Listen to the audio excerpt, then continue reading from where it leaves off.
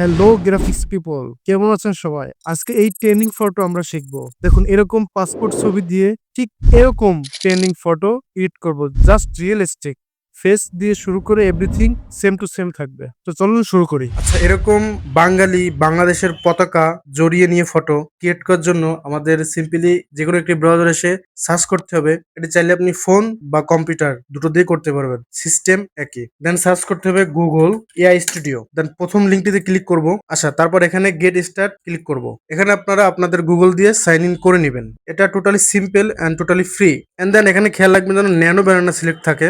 Nano banana new দেখতে পাচ্ছেন। দেন এখানে এইগুলো সম্পূর্ণ ফুল করে দিবেন। ওকে, দেন এখানে একটি ইমেজ আপলোড করে নিব।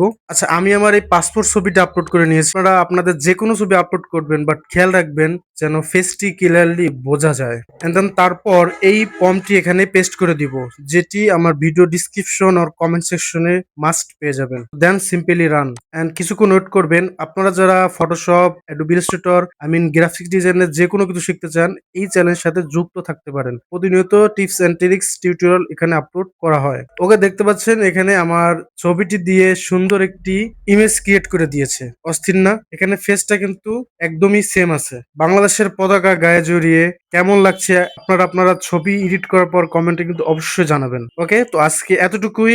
সকলে আমার পাশে থাকবেন, সাপোর্ট করবেন, এতটুকু আশা তো রাখতেই পারি। ওকে, জাজাকাল্লাহ খয়রান।